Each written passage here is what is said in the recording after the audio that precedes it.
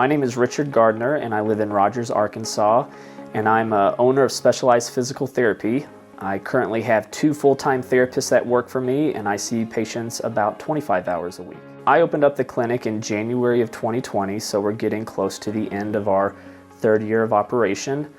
First year was a little scary to be opened up for 2 months before the pandemic settled in, but if I could do it all over again, I would do it the exact same because it was just a little bit less stressed because I did not have a large team at the time.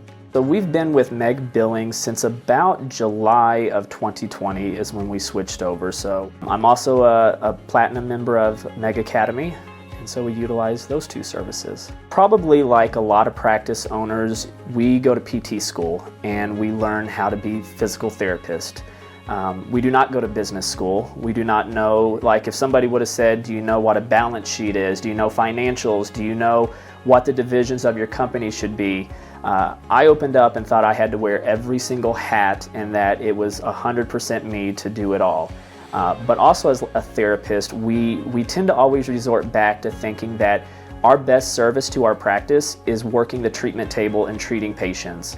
And as I started doing that, and when I had more duties to do, but patients were calling up and just wanting to see me, it became apparent that we needed some structure if we wanted to grow outside of me just making a job for myself. And so I really wanted to seek out Meg. I listened to Brian on his podcast for years, and so I would always have his voice playing in my head. Eventually that led to getting on a discovery call with him, and by the end of that I was like, okay, this is exactly what I need because this is where I want to go.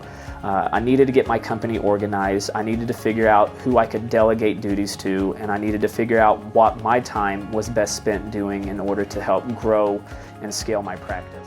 When we first implemented Meg Academy, the first course I took was the marketing course because marketing, like a lot of practice owners, is something that is very foreign, and we think there's a secret sauce out there, and we're just spinning our heads, wasting money that can either be fertilizer or you can just throw it into a flame. And I started that in November of 2021, and before I even got through the end of the training on that, I said, I need to get a marketing coordinator brought on because I don't have time to go into doctors' offices. Internal marketing we were trying to do, but again, that was not done in the organized manner it should be done. So the first change I did was bring on a marketing coordinator. Over 2021 to currently this year in 2022, we're up at least 20 to 30% on total visits and new patients that we've been able to bring in since implementing that change. Implementing the CEO program and implementing how to best break up my day, I learned how to really divide my company up into who is going to have what duties. My other biggest problem that I have, it was in my onboarding process. My onboarding was a disaster. You cannot expect people just to sit down and know how to do that job. And so Meg had good resources for sitting my staff down to say, this is your product, these are your targets, this is what you're going to be measured on, and this is how we'll know if you're meeting those targets. So we implemented the pay-for-performance model probably just this year in what it would be July of 2022. A lot of my staff, I don't just want them to exchange time for money with me. That's a thought that if you're just going to show up and do your job and go home and get paid, that's not as a small business, a mom and pop. We need everybody having that motivation. So by instilling in them that they do have a set salary, but then there is a production side to that they're able to achieve by hitting their products, that actually motivates them better. They look at it and they can see, okay, I need to go out and generate this because this can be the difference of a lot more money coming in on the paycheck. It also helps drive my thought that if the practice is going to win, I also want my employees and my team to win too as a result. So by implementing the pay for performance, you get motivated employees. And it takes a special type. Not everyone you interview is going to like that. And we implement about 75% salary with a 25% potential to increase their income. And if you implement those and you get the motivated and right people in there, they will love that. And it's been great because most of our staff is hitting our targets. My front desk has a 93% show rate, so it's doing great. My therapists are hitting their productivity on what they're supposed to be doing. We grade them every month so they can take a look and see where they're at. And people like that feedback. It's not just show up and then I have to tell them when they're doing something wrong. I have areas that we can talk on and coach on. You know, we're still in a growing phase a lot, and like a lot of clinics, we're still working on achieving a higher net profit. A lot of that has come through, we're scaling into our location. We're learning more and more on like what the productivity standards are. A lot of times we want our employees to win too. We want to give raises. We want to offer better benefits. And if you let your staff understand that if the practice is winning, guess what? We can offer these, we can make a better environment. So by them being able to see with their products that they can achieve a higher income for themselves, and in exchange they know they gave more to the practice as a result, it has led to a better outlook for us. I just brought on a new grad therapist. I had one that recently left, so we needed to backfill her position.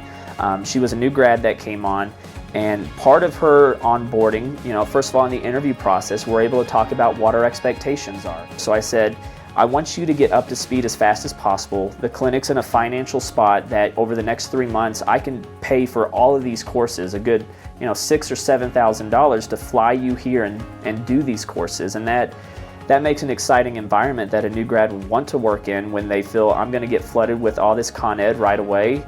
So it's been good on being able to allow them to educate themselves. The most unexpected benefit that's really been truly one of the biggest changes has been the onboarding. I mean, my marketing coordinator, she did not have experience in marketing or sales. My front desk coordinator had not really done that very long.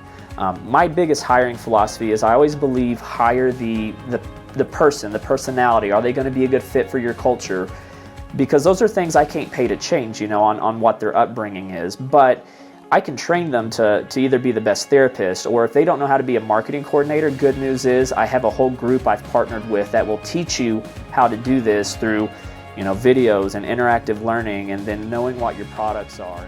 The onboarding and being able to personally develop my staff has been very priceless for us. We joined Meg and we've been very pleased. Some of the best things about it has been, number one, I get a team of 4 or 5 people from Meg that is not a changing face. I know my people by name.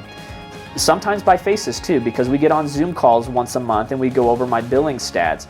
But if I have a question, I know who I'm talking to. I know who to direct this question to. So just having that team approach where they don't work, you know, they're not employed by me, but I feel like they're part of my team, and so we contract with them. They have fought with insurance companies for me. They have answered questions that I've had.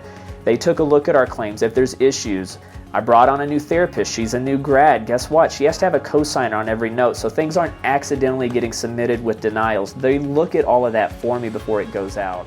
And they're timely in those submissions too. That's the other thing too. We don't have unbilled claims that are not going out.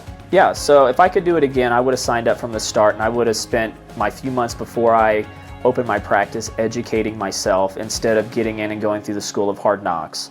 You know, paying the price for Meg is worth a few patients, but that investment more than pays for itself. And if you don't have to go through thousands and thousands of dollars of mistakes, but you can honestly invest in yourself to prevent those and know from the start where you're going, you'll save yourself with personnel issues. You'll have a better billing team. You'll have a better organization. You'll know how to market. All these things that when you first go out, you have no idea what to do. So if I could do anything different, I would have joined in 2019 and spent 6 months prepping myself on what to do. The experience with Meg has been good. I sit through, you know, one of the things that Brian preaches is to take 2 hours a week and invest in yourself. Part of my CEO schedule on my Google Calendar from Tuesdays from 1 o'clock to 3 o'clock is to get my butt out of the clinic, either go to a coffee shop or sit in my backyard. My kids aren't home, you know, go someplace where it's quiet, and then I'll rewatch. I've been through several of the courses a couple times just so that way I can retain more information or make sure I didn't forget what the production center formula was, or hey, I'm struggling here right now, let me go back and review. So the idea of taking those few hours a week to invest in yourself, you won't regret it.